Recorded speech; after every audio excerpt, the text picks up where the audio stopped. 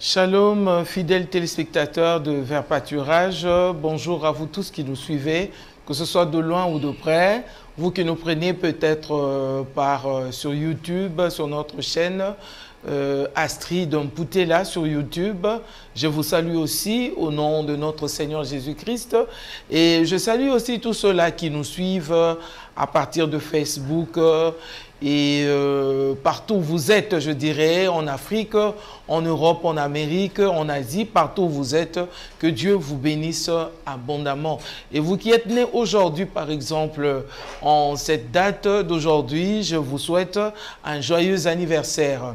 À chaque jour suffit sa peine. Nous bénissons ce Dieu qui nous a donné le souffle de vie et qui ce matin a renouvelé encore sa bonté. Et nous lui disons énormément un très grand merci de nous avoir accordé encore cette grâce d'être devant vos petits écrans, cette grâce d'être là pour vous apporter une connaissance, une lumière, une information que vous n'aviez peut-être pas avant. Mais que ce Dieu soit loué, que ce Dieu soit glorifié. En tout cas, shalom à vous tous.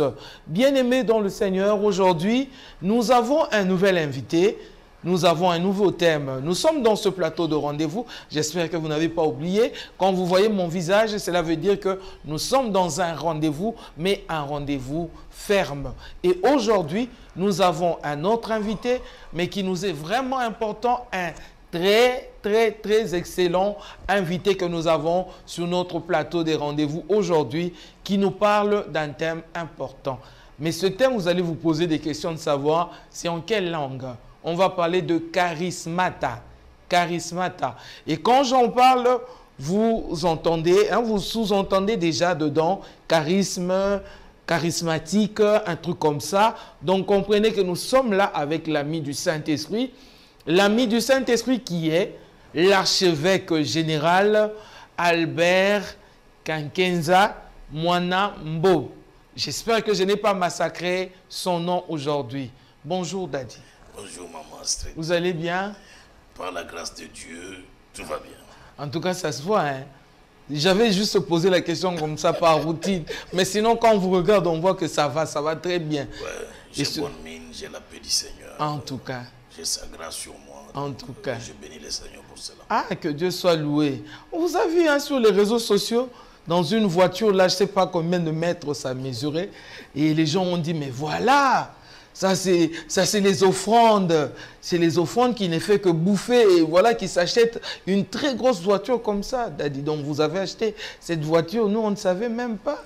Vous aussi, vous revenez sur ça. Justement, il y a quelqu'un qui nous suit à la maison qui dit, si elle ne parle pas de ça, on doit savoir d'où vient cette voiture-là. C'est les offrandes. Et donc, vous avez pris les offrandes. Mais, vous savez, j'ai eu l'occasion de répondre à cette question dans une des émissions. Ok. Mais j'avais dit aux journalistes que je préférais ne pas parler de ces choses-là. J'ai trouvé ça terre à terre. Vraiment terre à terre. Parler de voitures, parler des habits, de tout ça, c'est pas mon éducation. Mais au fait, les gens ont trop spéculé. Vraiment. J'ai été même très déçu de voir que même quelques autorités que je connais, quelques ministres, quelques cadres élevés en dignité dans notre pays, qui ont eu à mal parler de ça, de moi, qui m'ont traité de fanfaron, d'orgueilleux, d'un escroc qui a escroqué l'argent de l'église pour aller vivre dans le luxe. Et ça m'a trop déçu. D'ailleurs, quand eux roulent le carrosse, c'est bien. Ils ont le droit, eux, de rouler dans de belles voitures. Ils ont le droit, eux, d'habiter dans de belles maisons. Et que moi, en tant que ministre de Dieu, on me juge parce que j'ai roulé dans une belle voiture. Je trouve ça injuste. Et je trouve ça méchant de leur part. Mais écoutez, c'était l'accueil. C'était un accueil chaleureux à Paris. C'était une action du Saint-Esprit aussi? Et non, c'était juste un culte. C'était un culte organisé. C'était un séminaire plutôt organisé à Paris. Et à cette occasion, il y a eu cet accueil. Cet accueil dans cette voiture. On dit aussi que l'homme de Dieu qui apporte la parole de Dieu mérite double honneur. Mais la Bible dit double honneur n'est pas que acclamer, je ne sais pas ou quoi. Mais justement. L'honneur là, ça vient avec tout. Avec tout, hein. Et on va dire la sainteté n'exclut pas le luxe. Nous avons des gens comme l'archevêque, donc William, qui vient ici en jet privé. Les gens acclament. Des pasteurs acclament. Et les pasteurs en parlent avec fierté. On a quitté donc William avec un jet. Parce que c'est un étranger, il faut acclamer. Et quand c'est votre propre frère qu'on honore aussi, dans une belle voiture, on l'accueille. Et pourquoi ça peut choquer? Vraiment. Pourquoi ça choque? On se pose des questions. Pour un étranger, on acclame. Vraiment. Pour un étranger, les gens parlent, ils prêchent même avec joie. Quand c'est votre propre frère, j'ai été accueilli, j'ai été logé dans un très bon hôtel qui coûte 10 000 €. Oh, wow. Là, vous les provoquez encore. Mais oui, c'est une grande provocation.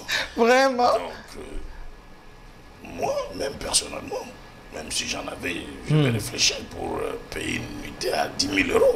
Oh oui. Voilà. Mais ça a été fait, j'ai passé 3 nuits. Les gens étaient choqués, scandalisés parce que les gens connaissent cet hôtel. L'hôtel Fouquet à Paris, sur les Champs-Élysées, qui est l'hôtel des chefs d'État, des princes arabes. Et puis mon partenaire m'a dit, papa, je vais t'honorer parce que ton ministère a beaucoup fait dans ma vie. Bien sûr. Je te loge là. Et les Congolais, comme ils sont méchants, ils ont commencé à appeler même à la réception pour vérifier ce que le Congolais qui est là, il dort effectivement là-bas. Donc, ou alors c'était seulement pour les photos et la caméra. En tout cas.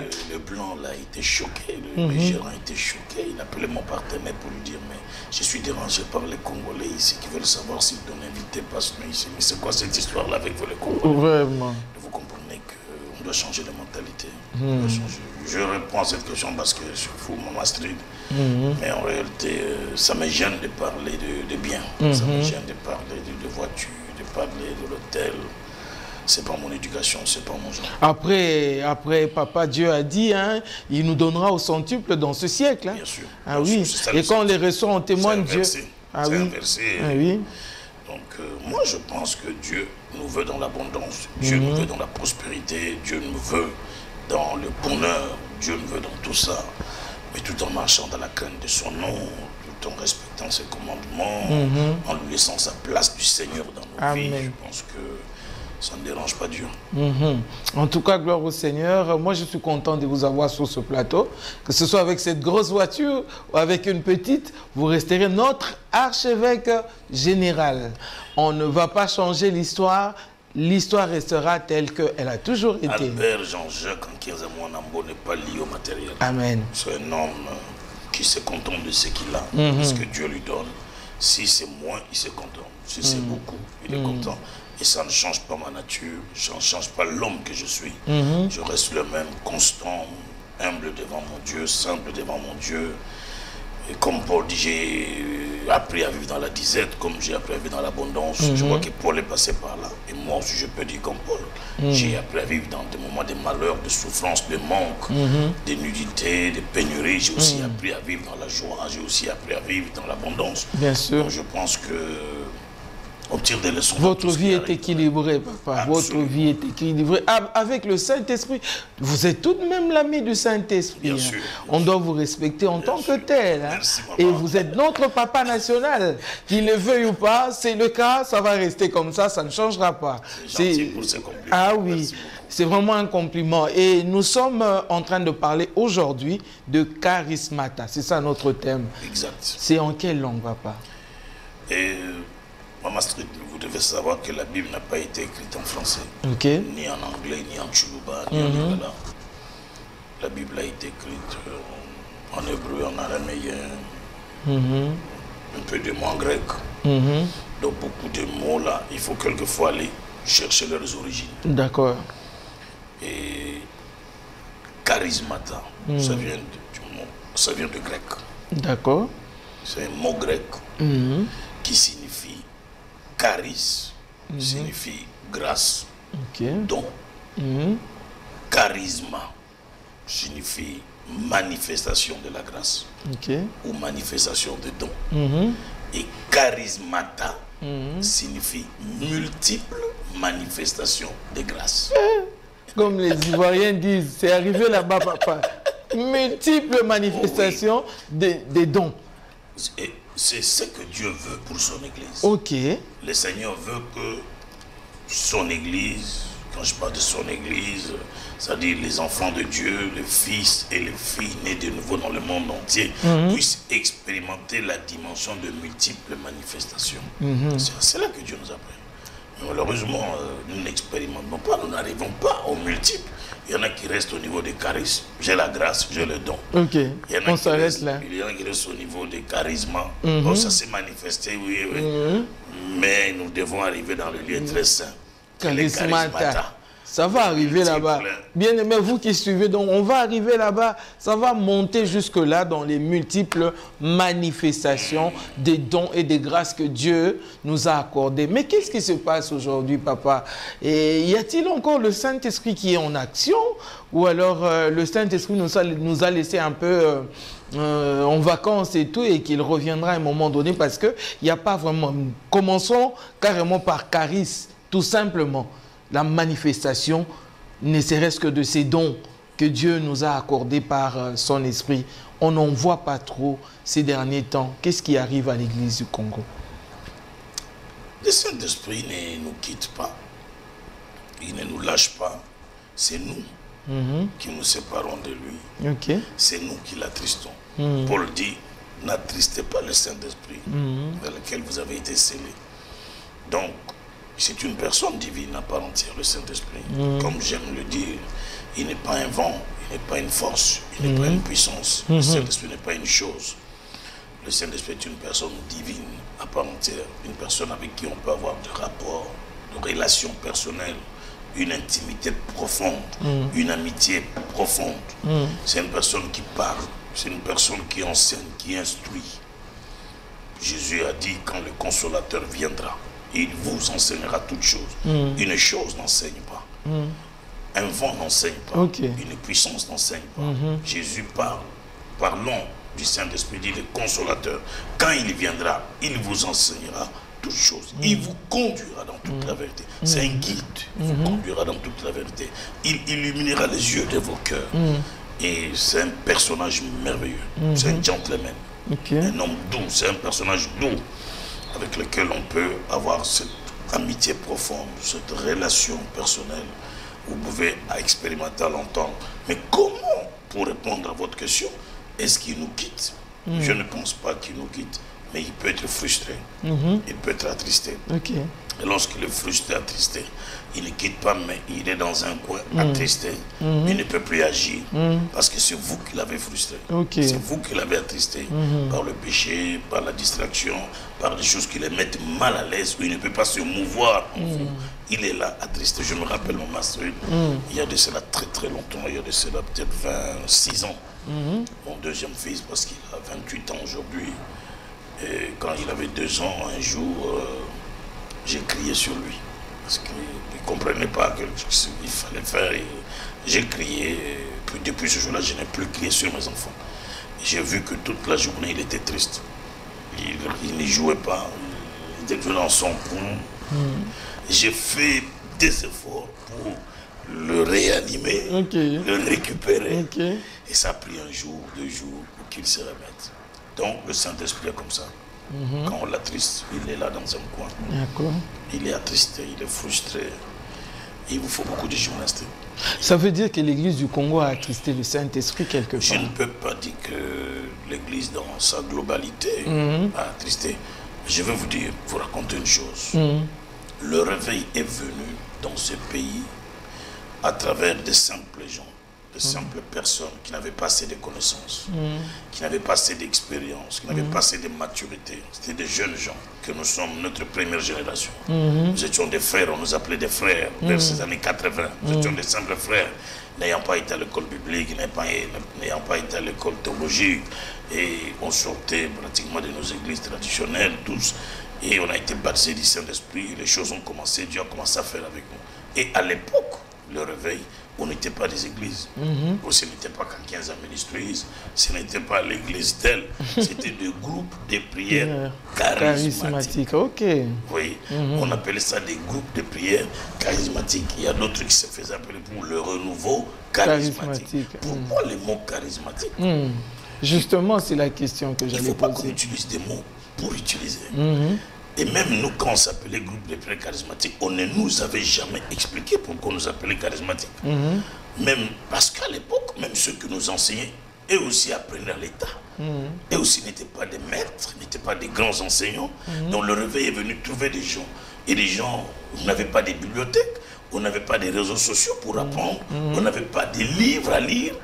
Donc le réveil est tombé sur des gens, des jeunes gens, et Dieu a commencé à se servir de nous. Et la seule chose dont je me rappelle, c'était, on s'appelait groupe de prière charismatique. Ça veut simplement dire, c'était des groupes qui se laissaient conduire par l'action du Saint-Esprit. Des groupes qui acceptaient les charismes. Des véritables pauvres en esprit.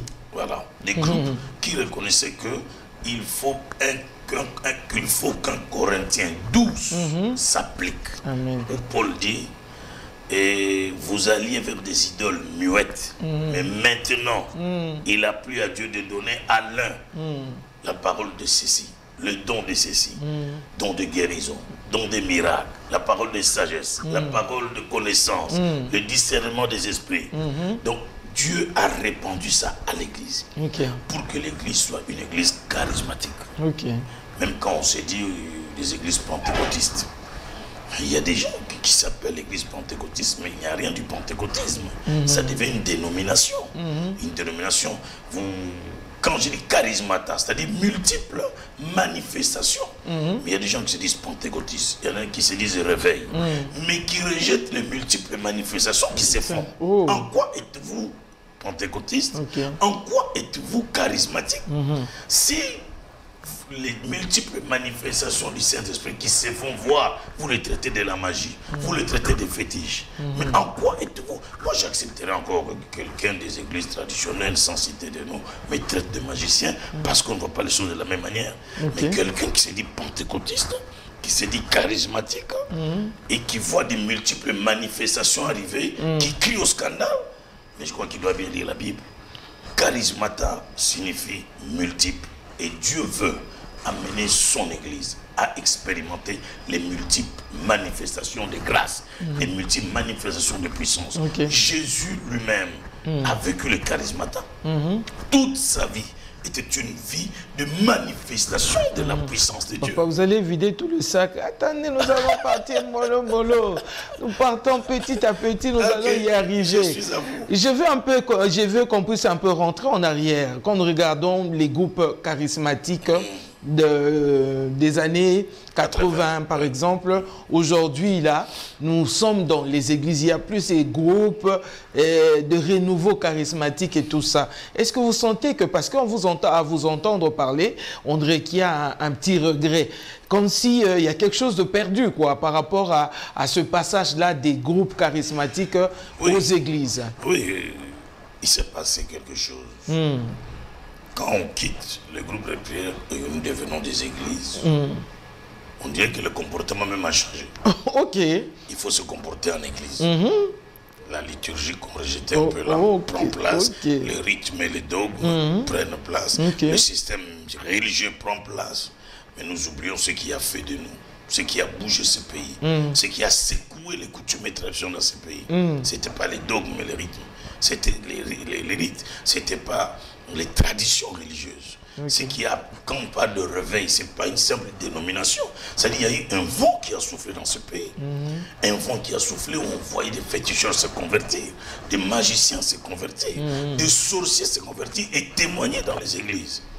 Des païens, des femmes prostituées qui quittaient la prostitution pour venir témoigner sans honte, sans gêne. C'était la puissance de ce mouvement-là. C'est ça le charisme. Mais lorsque on quitte le groupe de prière, parce que dans le groupe de prière, l'accent était sur la prière. On priait beaucoup. C'était pas sur les titres, les qualifications. Non, c'était sur la prière. Et pour que l'action du Saint-Esprit, d'ailleurs, on ne connaissait pas trop le langage, même l'action du Saint-Esprit, que la puissance de Dieu se manifeste. Et Dieu répandait son onction sur nous. La pluie du Saint-Esprit se répandait. On voyait, moi j'ai vu une maman que je connais d'ailleurs, cette maman m'a appelé hier. Ça va faire 30 ans que je ne l'ai plus vue, mais hier elle m'a appelé. Je l'ai connue en Bujumaï. Ok. Et ça me rappelle, j'ai vu cette maman-là, on était à Mbuji-Mayi. Moi, j'avais 25 ans. Elle devait avoir dans la quarantaine, peut-être. Aujourd'hui, elle était dans la 75, je crois. Elle a parlé, baptisée du Saint-Esprit, elle parlait l'anglais. Ok. Et nous avions un frère qui, lui, était professeur d'anglais. Et c'est lui qui interprétait l'anglais parfait que cette dame parlait. Elle n'a jamais été à l'école, elle ne connaît pas le français. Elle ne connaissait que le Tchilou.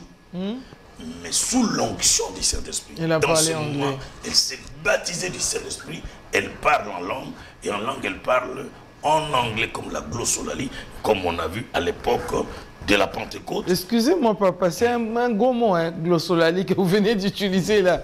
Je voudrais qu'on parle un peu de ce jour-là de la Pentecôte, quand le Saint-Esprit est descendu sur les disciples. On nous dit qu'il y a des gens, des immigrés qui venaient d'ailleurs et qui sont venus à Jérusalem pour la fête. Mais ceux qui sont venus là, ils les entendaient parler dans leurs différentes langues, de Dieu. Des merveilles de Dieu. Oui. Ça veut dire que il y avait l'anglais, il y avait l'allemand, il y avait le chinois, il y avait toutes ces choses-là. Mais aujourd'hui, dans les églises, il n'y en a pas qui parlent dans ces langues-là. Non, parce qu'on prêche même contre ça. On vous dit non, ça c'était à l'époque de Pierre et des autres. Il n'y a pas d'époque avec le Saint-Esprit. Okay. Le Saint-Esprit travaille quand il veut, comme il veut. Il souffle son vent comme il veut. C'est temps de disposer nos cœurs pour lui permettre de faire, de travailler en toute souveraineté. Les gens parlaient et les gens écoutaient les merveilles de Dieu dans leur langue maternelle. S'il y avait un Chinois, il entendait les Chinois. On lui dit, répentez-vous, Dieu est merveilleux, Dieu est amoureux en chinois. Il dit, mais c'est merveilleux ce que j'entends ici. Bien sûr. Mais est-ce que c'est Dieu s'est arrêté là? Voilà, c'est ce vent-là qui a amené le réveil à Jérusalem. 3000 personnes se convertissent le même jour. L'église naît le même jour. La gloire de Dieu descend à Jérusalem.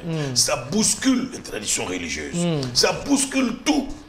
Les Juifs, les pharisiens, fâchés contre Pierre et les autres parce que c'est un nouveau vent. Un mouvement de l'esprit qu'on n'a jamais vécu. Qui secoue, on arrête Pierre parce qu'il faut stopper ces vents-là. Et Pierre va leur dire, au ciel et sur la terre, il n'y a aucun autre nom par lequel va être donné pour le salut. Vous ne pouvez pas m'empêcher de parler de cet homme-là, Jésus-Christ de Nazareth. Il a prêché la Seigneurie de Jésus ce jour-là, baptisé du Saint-Esprit, rempli du Saint-Esprit. Et c'est ça qui a secoué le Zaïre de l'époque. Le réveil de notre pays. Avec les Renard Bonquet et autres. Mais ces hommes-là sont de grands pionniers. Renard Bonquet, Jean-Louis Jaillet, Maïs Chavda. Ils sont venus nombreux entre 82, 83 jusqu'à 90 par là. On a connu des missionnaires américains, européens, André Serginis Nanouj. C'est des gens qui ont apporté beaucoup dans le réveil de notre pays. Et nous, on était très jeunes à l'époque. Moi, j'avais 24 ans, 23 ans. Et je pense qu'ils nous ont affectés avec leur onction. Et nous, les fils du pays, surtout notre génération-là, nous nous sommes levés. Et on a continué ce réveil. Et je pense qu'il est grand temps que les hommes de Dieu se retournent vers Dieu pour que les charismatas se manifestent encore dans nos églises. Parce qu'aujourd'hui, beaucoup de nos églises deviennent comme les églises traditionnelles. C'est des églises de sciences, c'est des églises où il faut s'asseoir confortablement, il faut chanter avec beaucoup de politesse, où on montre non, ici c'est l'éthique, ici c'est le leadership. C'est bien bon tout ça. Ici, nous, on ne prophétise pas. Non, il faut que les baptêmes du Saint-Esprit se manifestent dans les églises. Il faut. Dans les groupes de prière, quand le réveil a commencé, tout celui qui prenait son baptême de l'eau était baptisé du Saint-Esprit. Et on mettait l'accent sur ça. On vous amène aux eaux de baptême, vous vous repentez de vos péchés, vous abandonnez, vous renoncez, on vous plonge dans l'eau. En sortant de l'eau, on vous impose les mains. Vous êtes baptisé du Saint-Esprit, c'est le parlant là où un don se manifeste. Mais ça, c'est l'accomplissement d'ailleurs de la parole. Bien sûr. Comme Pierre, lorsqu'il a pris la parole le jour de la Pentecôte, on lui pose la question, homme frère, que ferons-nous pour devenir comme vous? Il a dit, croyez en Jésus, vous serez sauvés. Répentez-vous et soyez baptisés, vous recevrez le don du Saint-Esprit. Mais ces choses-là, où sont-elles parties, papa? Non, je pense que... Même pour baptiser les gens aujourd'hui, c'est tout un problème. Parce qu'aujourd'hui, nous avons perdu de vue l'essentiel. L'essentiel, c'est le salut des âmes. C'est les amener à mener une vie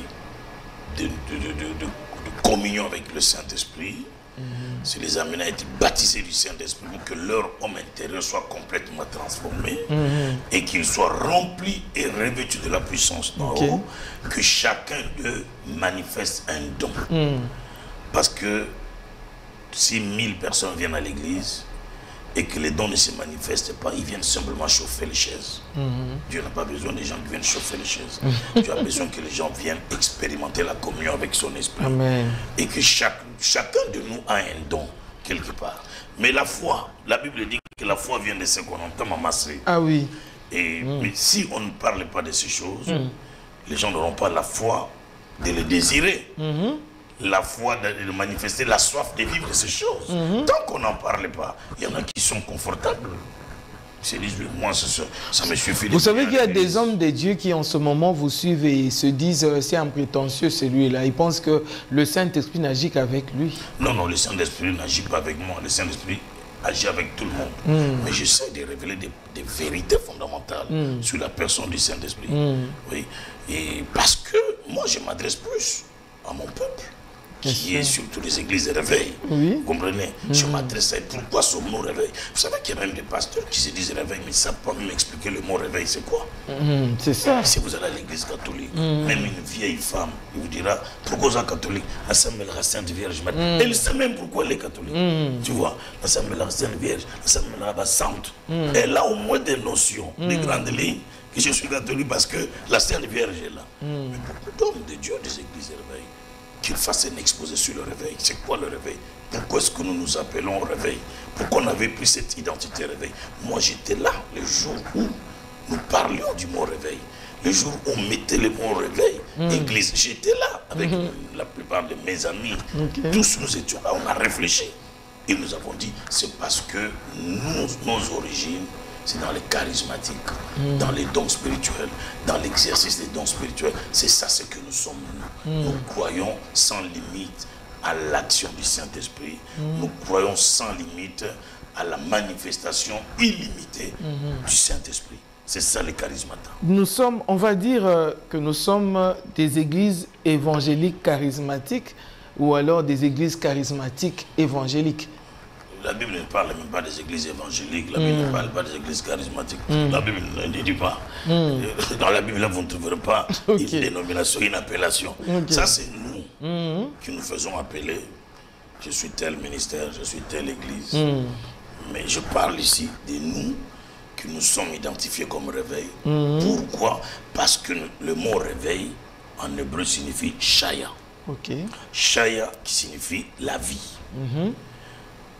Quand nous disons que nous venons de réveil là, mais nous devons savoir ce que signifie réveil. Réveil vient du mot Shaya. Shaya en hébreu qui signifie la vie, la restauration, le renouvellement, l'équipement. Donc il y a tout ça dans Shaya. Et si nous sommes les églises de réveil, c'est-à-dire que nous sommes les églises qui amènent la vie.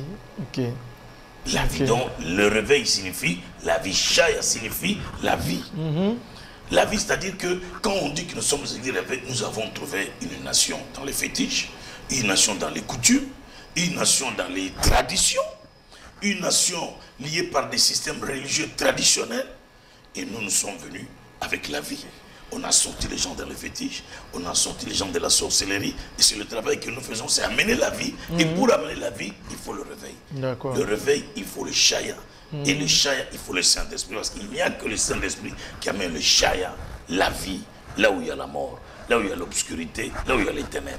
Maintenant, archevêque général, je vais vraiment poser cette question. Allez-y, maman. Nous avons vu dans le temps, même vous êtes passé par là, les années 80, il y avait ces actions évangéliques en plein air, dans les terrains, par-ci, par-là, et même dans les stades, ainsi de suite.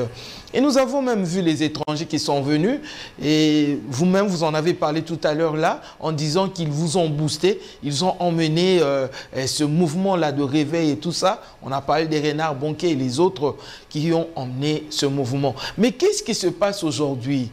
Et pourquoi il n'y a plus ces actions-là en plein air comme il y en avait dans le temps? Est-ce qu'il n'y a plus des gens qui ont besoin de la vie? Il n'y a plus des gens qui ont besoin d'être guéris, de rencontrer ce réveil, de vivre ces charismatas dans leur vie? Il n'y en a plus. Qu'est-ce qui se passe? C'est le confort dans lequel les hommes de Dieu se sont retrouvés aujourd'hui, bureau climatisé. Ils ne peuvent pas sortir sous le soleil pour aller prêcher la bonne nouvelle. C'est quoi le problème? Il y a beaucoup de raisons. Que je ne peux pas parler, moi, à la place de tout le monde. Oui. Je peux faire quelques observations, un constat. Les gens en ont besoin. Ils ont besoin de la vie. Kinshasa, à l'époque des années 80, nous étions peut-être 800 000 ou 1 million d'habitants. Aujourd'hui, nous sommes à 14-15 millions. Donc ça veut dire que les gens en ont encore besoin. Ils sont nombreux à avoir besoin de l'évangile pur, rencontrer le Seigneur Jésus dans leur vie. Mais aujourd'hui, on a déjà 6 000 membres à l'église, 8 000 membres à l'église, 11 000, on s'en contente et on se dit que c'est bon, c'est fini, les gens sont sauvés. C'est une distraction. En fait, moi je pense qu'aujourd'hui, c'est l'ennemi qui est en train de nous distraire. De nous distraire, de nous laisser nous contenter de ce que nous faisons, de ce que nous avons. Et nous ne fournissons plus assez d'efforts. On va peut-être dire, oui, l'âge, oui, on n'a plus l'heure. Mais je pense que c'est une distraction. Il a seulement détourné notre attention et il nous tient captifs dans des choses qui nous distraient. Des conflits, des querelles, des disputes. Qui est le meilleur pasteur? Quelle est la meilleure église? Qui est riche? Qui a ceci? On est là dans beaucoup de discours d'hommes de Dieu. Des conférences sur le leadership, sur comment... Donc, et il nous a distraits, il nous a enlevés de notre but. Et proclamer l'évangile, organiser des grands rassemblements, de grandes conférences, d'affectation, d'impactation, et du salut aux âmes. Je lance un appel à tous les hommes de Dieu qui me suivent. Il faut que chacun de nous expérimente les charismatas, multiples manifestations de grâce. Je disais tout à l'heure que Jésus a lui-même manifesté plusieurs manifestations. Il pouvait guérir avec la salive, il pouvait guérir avec la parole, il pouvait guérir en imposant les mains, il pouvait guérir simplement les gens. Donc il a manifesté plusieurs dimensions dans sa vie. Et il nous laisse, il dit ce que je fais, vous pouvez le faire aussi. C'est-à-dire qu'il nous donne aussi les capacités. Il nous a revêtus, il nous a dotés des capacités de faire comme lui dans Charismata, dans multiples manifestations de grâce. Parlez-nous un peu, archevêque, de cette multiplicité dans la manifestation du Saint-Esprit. Quand vous parlez de ça, vous pensez à quoi? Et vous avez même une organisation, très bientôt un événement sur ce thème-là, Charismata. Donc, quand vous parlez de ça, quand vous parlez de cette façon de se manifester, du Saint-Esprit, de façon multiple, de se manifester par des dons et tout ça. Je vous réponds. Jésus dit, voici les miracles qui accompagneront ceux qui auront cru. Il dit, voici les miracles qui accompagneront ceux qui auront cru. Il cite, parlons de nouvelles langues. Ils chasseront les démons. Ils imposeront les mains malades, les malades seront guéris. Ils prendront des breuvages mortels, rien ne leur arrivera. Ça s'arrête là. Mais quand on voit maintenant dans la pratique, mais il n'y a pas que ça. Il n'y a pas que ça. C'est comme si les choses qu'on commence à vivre contredisent le Seigneur Jésus. Dans la pratique, on voit Pierre qui marche, l'ombre guérit. Ça n'a jamais été dans cette liste-là. Sur cette liste-là, Jésus n'a jamais dit l'ombre guérira. Jésus a dit voici les miracles. Mais dans la pratique, on voit Pierre marcher, l'ombre fait marcher les paralytiques. L'ombre chasse les démons. L'ombre de Pierre guérit les malades.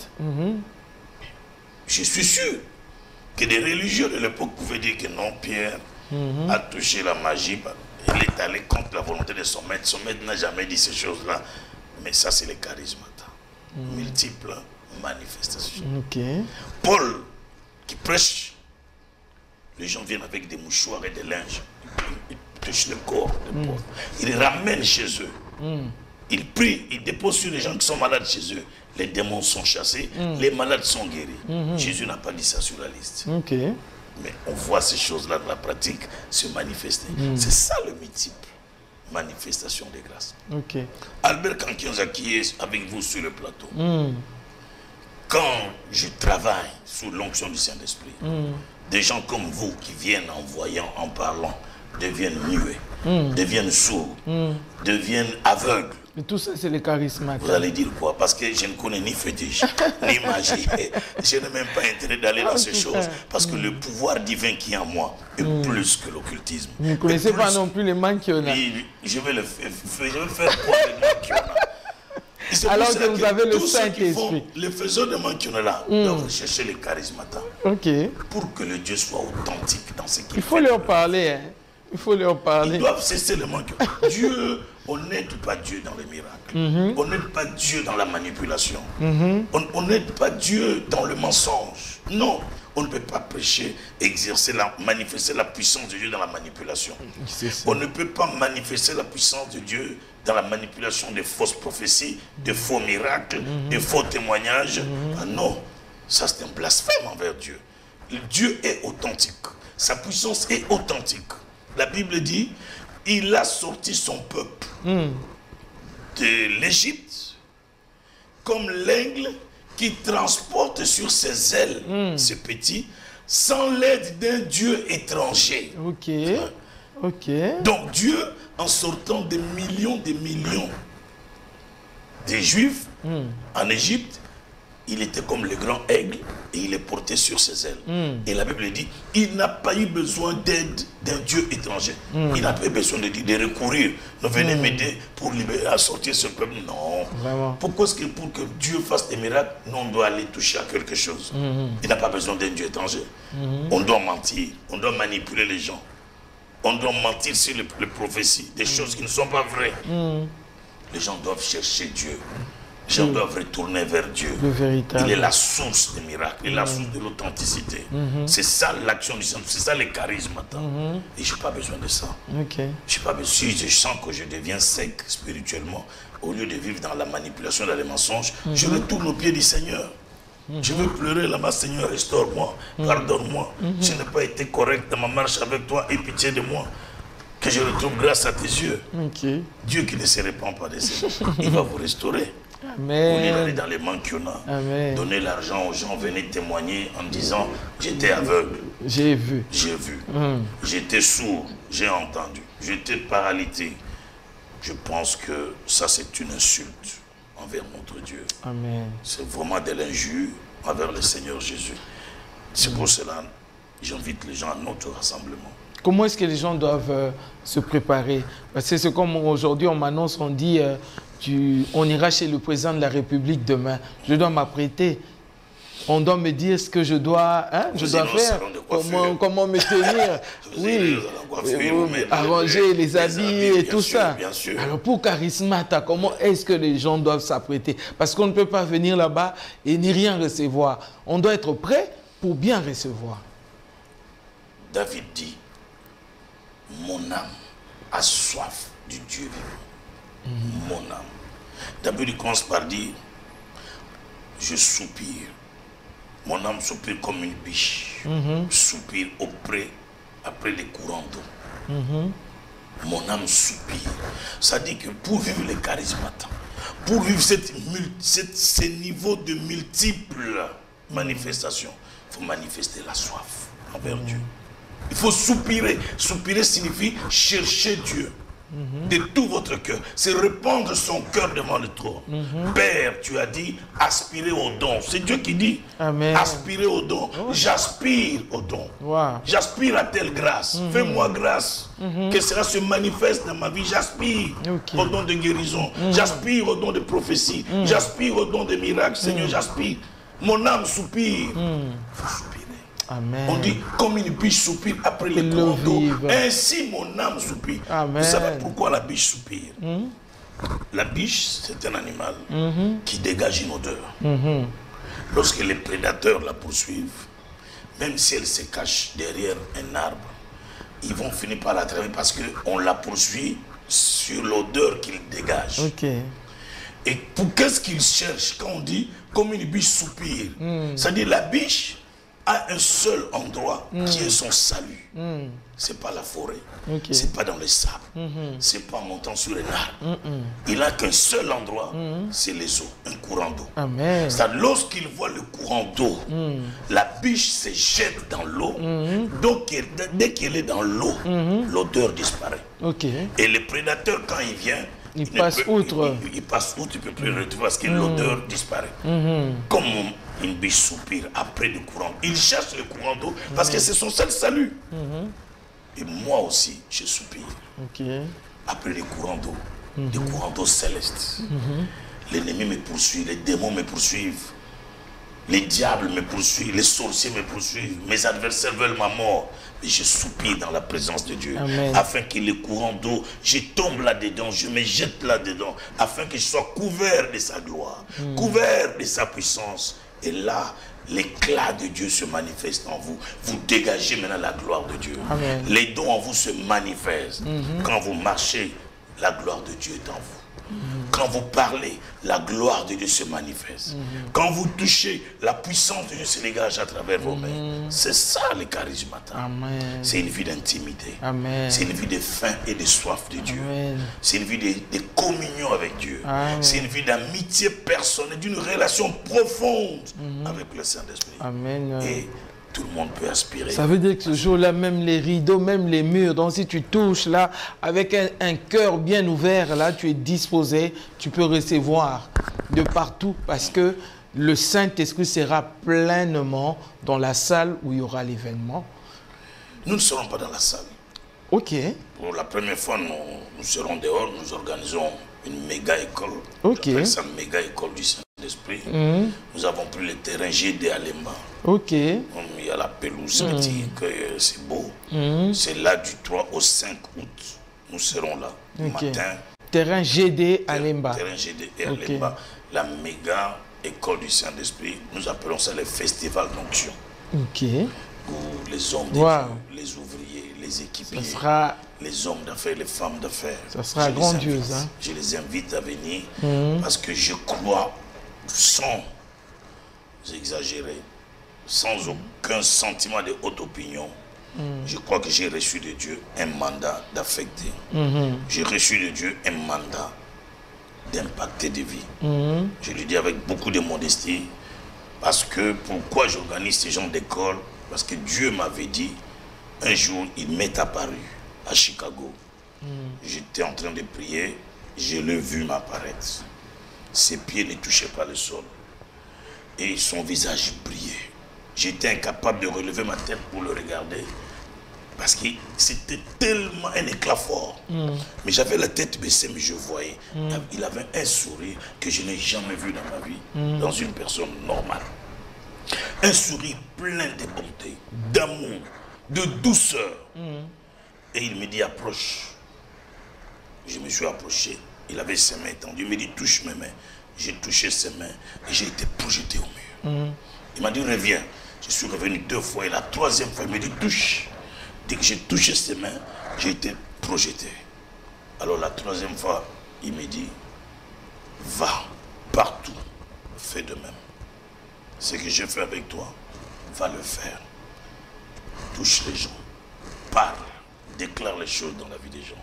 Parce que ce que tu as vu là, j'étais aussi transféré, c'est là, va aussi transférer. Donc, je l'ai fait par comme vous avez dit tout à l'heure, que les gens peuvent dire il est trop prétentieux. Je le fais parce que j'ai reçu un mandat. Amen. Je crois que je ne me suis pas autoproclamé ami du Saint-Esprit. Je ne me suis pas autoproclamé mandataire de l'onction, mais j'ai un mandat. Amen. Il m'a dit, va, fais-le. Et partout où je pars, Maman Street, j'ai vu des vies transformées. J'ai vu des ministères transformés. J'ai vu des ministères morts, ressuscités. Des ministères malades, guéris. Des ministères secs, devenir fertiles. Des vies au Brésil, aux États-Unis, en Amérique, en Europe, en Afrique. J'ai des témoignages énormes. Amen. Voilà pourquoi je lance cette méga école du 3 au 5 août. Un grand rassemblement sur le terrain GD. Tous les matins, cette grande conférence. Et les après-midi, comme c'est le festival, c'est le concert évangélique avec des grands artistes. Comme Maman Laure, et Michel Bakenda, Mike Flore, et d'autres vont chanter aussi tous les après-midi. Donc ça sera glorieux. Je chanterai aussi. Moi aussi, je chante. Ah, vous chantez? Oui, je chante. Je vais vous céder le micro. Amen. En tout cas, papa, est-ce que vous pouvez bénir pour une minute qui vous reste, bénir cette personne qui vous suit depuis la maison? Écoutez, chers amis, frères et sœurs, hommes de Dieu, ministres de Dieu, serviteurs, servants de Dieu, enfants de Dieu, hommes d'affaires, femmes d'affaires, gagneurs d'âme, intercesseurs, chantres, vous avez besoin d'accéder à la dimension de Charismata. Charismata, c'est le niveau de multiples manifestations de grâce. Que les grâces qui sont, Paul disait toujours, sont la grâce qui m'a été accordée. Donc il reconnaissait avoir reçu de Dieu une grâce. Mais Dieu peut faire aussi que vous ayez deux, trois grâces différentes. Ça dépend de lui. Ça dépend de Dieu. Donc, que Dieu multiplie vos grâces. Des talents qui sont en vous, des dons qui sont en vous. Rappelez en même temps la date et le lieu. Que Dieu multiplie cela dans vos vies. Et je vais prier pour vous, afin que là où vous êtes, qu'il se passe quelque chose. Amen. Et après cette prière, vous allez appeler Maman Street et vous allez lui dire ce qui est arrivé dans votre vie. Amen. Après cette prière. Et je rappelle que du 3 au 5 août 2022, à Lemba, sur le terrain GD, il y aura un grand événement divin, un grand événement prophétique. Vous verrez les publicités partout dans nos chaînes, des affiches, des panneaux vont s'élever bientôt pour annoncer l'événement. Ne restez pas dans votre maison. C'est un grand moment, un grand rendez-vous. Venez en famille, venez en groupe, vive le charismata. Votre vie ne sera plus jamais la même. Laissez-moi prier pour vous. Je peux faire, maman? Bien sûr. Père éternel, Dieu Tout-Puissant, que ta faveur, ta grâce se multiplie dans la vie de tes enfants qui me suivent en ce moment. Amen. Que ceux qui sont malades soient guéris. Et ceux qui manifestent la faim, la soif de charismata soient visités par le Saint-Esprit maintenant même. Qu'ils soient baptisés du Saint-Esprit. Qu'ils parlent en langue. Que des dons se manifestent dans leur vie. Qu'ils accèdent à des dimensions de multiples manifestations. Qu'ils vivent le surnaturel dans leur vie. Qu'ils vivent des choses inhabituelles dans leur vie. Au nom de Jésus-Christ de Nazareth, je les déclare bénis, visités, au nom puissant de Jésus.